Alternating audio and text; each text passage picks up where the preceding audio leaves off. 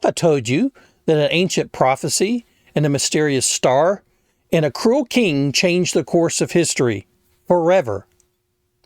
Today, we're diving deep into Matthew 2, verses 1 through 18 to uncover the full story behind the Magi, Herod's fear, and a flight to Egypt. Stay with me. Most people think of the wise men as characters in a nativity scene, but we know the Magi were not at the birth, as Matthew states in verse 1, after Jesus was born in Bethlehem, so forth. But if we strip away the tinsel, Matthew 2, 1 and 2 is actually the start of a massive political scandal. We're in Judea, under the rule of Herod the Great, a man who was notoriously paranoid and held the title King of the Jews by appointment from Rome, not by bloodline. Suddenly, these Magi, likely learned men and astronomers, show up in Jerusalem. They aren't tourists. They're asking a question that sounds like treason to Herod. Where is he who has been born King of the Jews? You may ask, why did they go to Jerusalem? Well, if you're looking for a king, you go to the capital of that kingdom, and so they did. So now verse 3 says Herod was troubled, and all Jerusalem with him.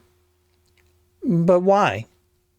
Because when Herod was troubled, people usually died. He had already eliminated his own wife and sons to protect his throne, and Herod calls a meeting of the religious elite, the chief priests and scribes. He wants to know where the Messiah is supposed to be born. They quote Micah 5:2. But you, Bethlehem, Ephrathah, though you are small among the clans of Judah, out of you will come from me one who will be ruler over Israel, whose origins are of old, from ancient times. Bethlehem. It's a small town, but it carries the weight of King David's lineage. Notice the contrast. The outsiders, the Magi, are seeking the king, while the religious insiders know the text, but stay put in Jerusalem out of fear. Herod is a master of manipulation. In verse 7 and 8, he summons the Magi secretly. He's trying to gather intelligence, specifically the timing of the star's appearance, without tipping off the public. He tells them, "Go and search diligently, and when you have found him, bring me word, that I too may come and worship him." This is a total lie. Herod doesn't want to worship a rival. He wants to eliminate one. The Magi leave the palace and follow the star to a house in Bethlehem. And again, note, this isn't a manger. This is likely months, perhaps over a year or two later. When they see the child, they fall down and worship him. They present gold, frankincense, and myrrh. In the ancient world, these weren't just nice gifts, they were diplomatic offerings. You see, gold was for a king, frankincense was for a deity, and myrrh was an ancient embalming spice, perhaps foreshadowing Jesus' death. It was also will provide provision for Mary and Joseph, as they will soon need it. Here's the first major plot twist from Matthew 2:12. The Magi warned in a dream not to go back to Herod. This is a moment of civil disobedience. They choose to obey a divine warning over a royal decree. They departed to their own country by another way, effectively leaving Herod in the dark and putting themselves at great risk of his wrath.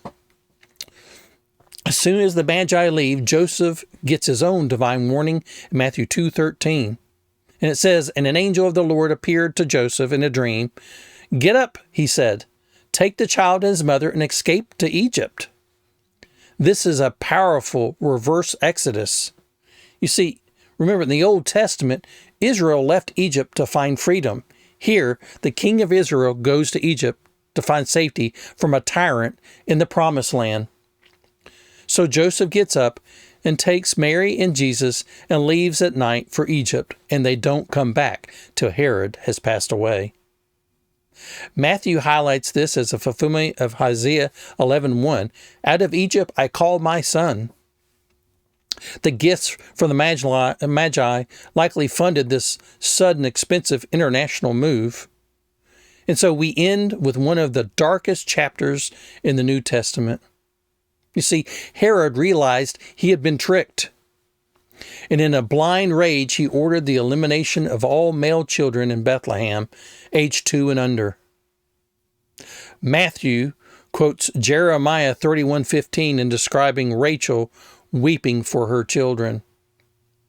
It's a gut-wrenching reminder that the arrival of the new kingdom has met with immediate, violent resistance from the old one. This isn't just a story about a baby. It's a story about a spiritual and political collision that changed the course of history. You see, the story of Matthew 2:1-18 shows us that the world wasn't ready for a new king, but the plan moved forward regardless. And if you're a believer in Christ, you're thankful it did. If you found this breakdown helpful, hit the like button and subscribe for our next deep dive into the life of Jesus. And I thank you, and God bless.